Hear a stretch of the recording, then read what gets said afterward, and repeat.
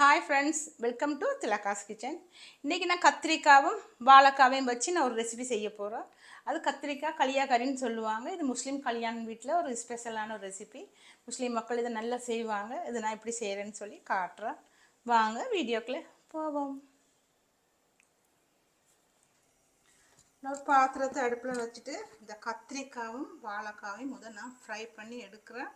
அதில் உப்பும் மஞ்சளும் போட்டு மிக்ஸ் பண்ணி நல்லா புழிஞ்சி கத்திரிக்காவை தண்ணி இல்லாமல் இந்த எண்ணெய்க்குள்ள போட்டு நான் பொரிக்கிறோம்.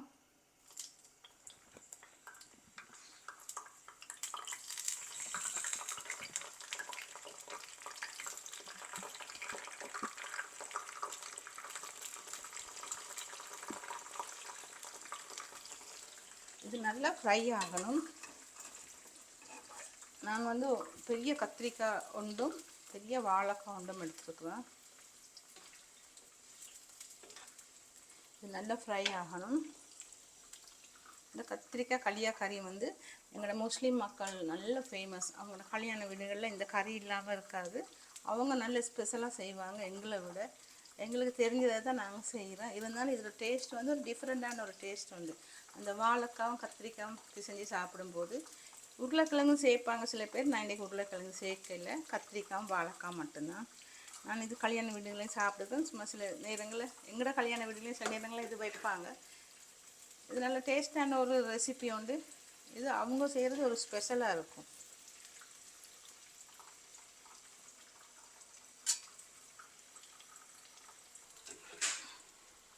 இது ஃப்ரை ஆகி கொண்டு வருது.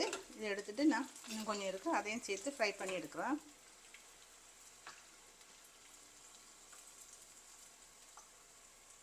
இது ஃப்ரை ஆகிட்டுது. நான் இதை எடுக்கிறேன். இந்த கலருக்கு இருக்கணும் ஃப்ரை பண்ணி, கோல்டன் கலருக்கு. இது உண்மையாக அருமையான ஒரு ரெசிபி, நல்ல டேஸ்ட்டாகவும் இருக்கும்.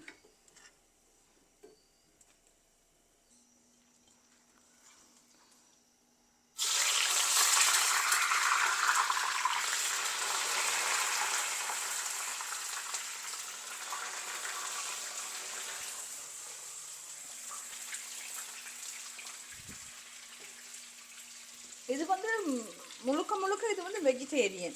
இது வெஜிடேரியன் யாருந்தாலும் சேர்ந்து சாப்பிடலாம்.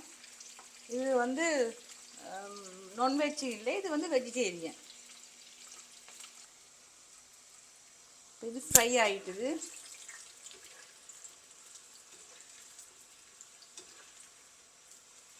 இது சும்மா ஒயிட் ரைஸ் கூட சாப்பிட்றதுக்கே நல்ல ஒரு டேஸ்ட். அதையும் வச்சு ஒரு பருப்பும் வச்சு ஒரு அச்சாரம் இருந்தாலே போதும். இது வெஜிடேரியன் தான், ஆனால் அவ்வளோத்துக்கு டேஸ்டான ஒரு களியாக்கறி. இது கல்யாண வீடுகள், அவங்களோட கல்யாண வீடுகளில் இது ஸ்பெஷலாக இருக்கும். அவங்கள அடிக்க இல்லாத பிரியாணிக்கும் சரி, கத்திரிக்காய் களியாக்கறிக்கும் சரி. பிரியாணியெல்லாம் அவங்க நல்லா ஸ்பெஷலாக செய்வாங்க. பாய் விட்டு பிரியாணின்னு சொன்னாலே இந்தியாவிலலாம் அப்படி ஒரு ஸ்பெஷல்.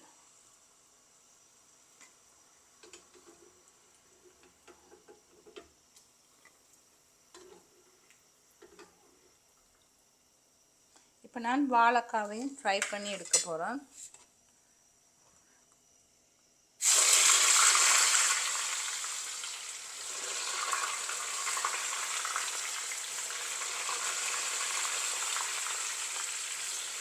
வாழைக்காய் உடனே ஃப்ரை ஆயிரும், அதுக்கு ரொம்ப டைம் எடுக்காது.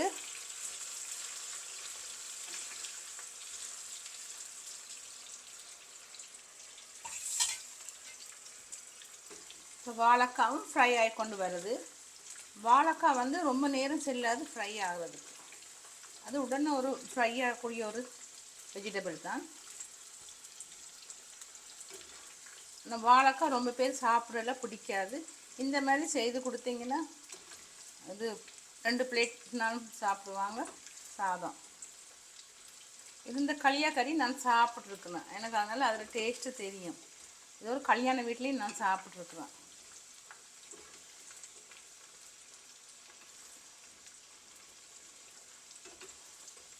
இப்போ இதுவும் ஃப்ரை ஆகிட்டுது. இப்போ நான் இதை எடுக்க போகிறேன். நான் இந்த எண்ணெயிலே தான் நான் இந்த கறியை நான் செய்ய போகிறேன். இது வாழைக்காவும் கத்திரிக்காவும் ஃப்ரை பண்ண எண்ணெய். இந்த எண்ணெயிலே தான் நான் இந்த களியாக்கறியை நான் செய்ய போகிறேன். இந்த எண்ணெய் கூட இதுலேருந்து கொஞ்சம் குறைச்சிட்டு ஒரு வேறு பாத்திரத்தில் தான் செய்ய போகிறேன்.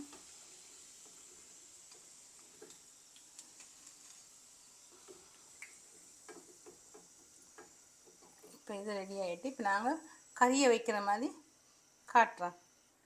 அடுப்பை ஆஃப் பண்ணிவிட்டு வேறு ஒரு பாத்திரத்தை நான் இப்போ அடுப்பில் வைக்க போகிறேன். இதே எண்ணெயை தான் நான் சேர்க்க போகிறேன். இப்போ நான் வேறு பாத்திரத்தை வச்சு அதில் இருக்கிற எண்ணெயில் தான் கொஞ்சம் எண்ணெய் சேர்த்துருக்குறேன். இப்போ இதுக்கு நான் கடுகு சேர்க்குறேன். சேர்த்துட்டு இதில் கருவேப்பிலை சேர்க்குறேன். பச்சை மிளகாய் ஒரு 2 பச்சை மிளகாய், ஒரு வெங்காயம், ஒரு பாதி வெங்காயம், பெரிய வெங்காயத்தில் ஒரு பாதி வெட்டியிருக்கிறேன். இதில் கொஞ்சம் நான் இஞ்சி பூண்டு பேஸ்ட்டும் சேர்க்க போகிறேன். இது கொஞ்சம் பொரியட்டும்.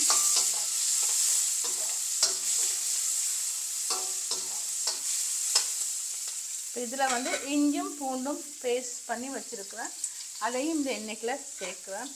இந்த பச்சை வாசனை போக எல்லாத்தையும் நாங்கள் கொஞ்சம் வதக்குவோம்.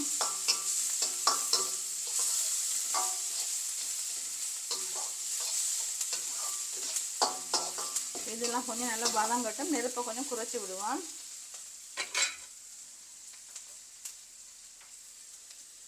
நான் இதில் 2 ஏலக்காவும் ஒரு கருவேப்பட்டையும் சேர்க்குறேன். அது வாசனை கொடுக்கும், நல்ல ஒரு வாசனையை கொடுக்கும்.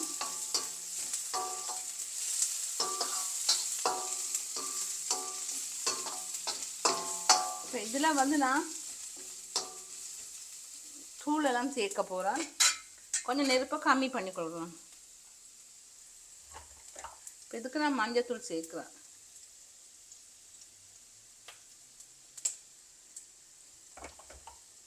தேவையான அளவு உப்பும் சேர்க்குறேன். கொஞ்சம் சேர்க்குறேன். நான் திரும்ப குழம்பு கூட்டைக்கும் சேர்ப்பேன். இப்போ கொஞ்சம் தேவையான அளவு உப்பு சேர்த்துருக்குறேன்.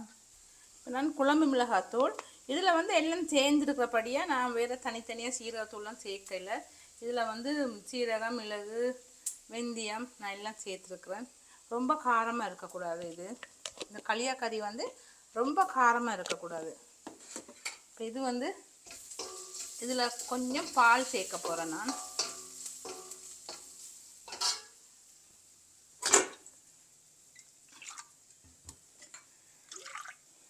கொஞ்சம் தண்ணி பால் கொஞ்சம் சேர்க்குறேன். இதெல்லாம் கொஞ்சம் பச்சை வாசனை போகிறதுக்காண்டி.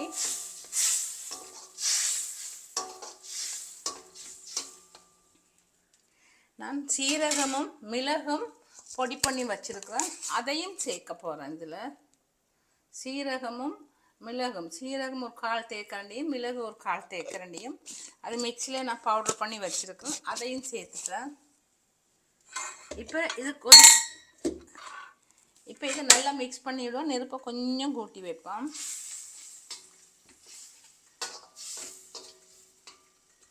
இந்த ரெசிபி நான் இதுக்கு முன்னமும் நான் செய்திருக்கிறேன். 2 முறை செய்திருக்கிறேன்.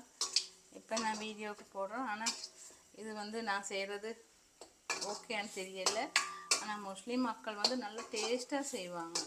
கறிகள் வந்து நல்ல களியாக்கறியாக இருந்தாலும் சரி, மாசி சம்பளாக இருந்தாலும் சரி, பிரியாணியாக இருந்தாலும் சரி, அவங்கள அடிக்கிறதுக்கு யாராலையும் இல்லாது.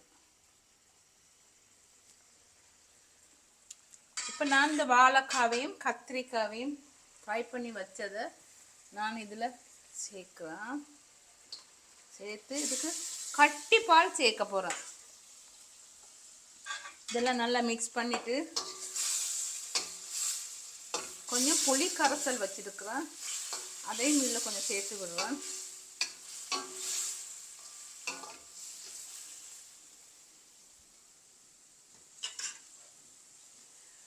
கொஞ்சம் 2-3 பீஸ் புளி சேர்த்து அதையும் மிக்ஸ் பண்ணுறேன். ரொம்ப புளி வந்து ரொம்ப குழம்புகளுக்கு மாதிரி சேர்க்கக்கூடாது. நான் ஒரு 3 வித புளிக்கொட்டையில் எடுத்து தான் கரைச்சி வச்சுருக்கேன். உப்பை பார்ப்போம். உப்பு அளவு வந்து இன்னும் கட்டிப்பால் சேர்க்கலைன்னா உப்பு கொஞ்சம் காணாமல் இருக்குது. நான் உப்பு கொஞ்சம் சேர்க்குறேன்.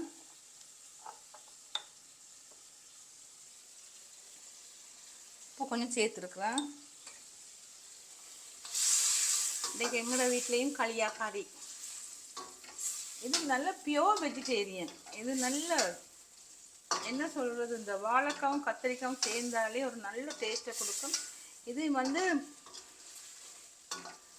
லேம் ரைஸுக்கெலாம் இது வச்சுருப்பாங்க சாப்பிட்றதுக்கு பார்சலில், நல்ல டேஸ்ட்டாக இருக்கும். இதுக்கு நான் கட்டி பால் கொஞ்சம் சேர்க்குறேன், திக்கான பால், தேங்காய் பால்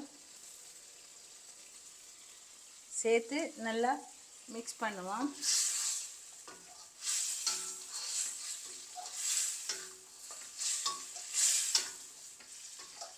இன்னும் கொஞ்சம் அடுப்பில் இருக்கணும். இது உப்பெல்லாம் நான் பார்க்குறேன். நான் ஒரு கால் தேக்கரண்டி அளவு சுகர் சேர்க்குறேன். ஒரு கால் தேக்கரண்டி அளவு, ரொம்ப இல்லை, ஒரு கால் தேக்கரண்டி அளவு.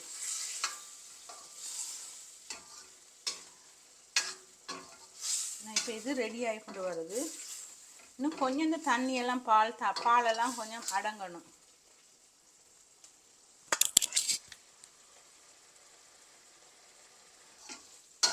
இப்போ இது ரெடி ஆகிடுது. இது வந்து குழம்பா வைக்கிற இல்லை, பிரட்டலாக இருக்கணும். நாங்கள் தேவைண்டா இது சைட் டிஷ் தான். இது குழம்பு வேண்டுமெண்டா நாங்கள் வேறையாக ஒரு மச்ச கறியோ சைவ கறியோ வைக்கலாம். இது வந்து பிரட்டல், குழம்பு வராது, தண்ணியாக இருந்தாலும் இது ரைஸ் கூட சாப்பிட அவ்வளோ ஒரு டேஸ்டான ஒரு ரெசிபி. நான் இப்போ இதை வேறு பவுலுக்கு மாற்றுறேன். இப்போ இது ரெடி ஆகிடுது.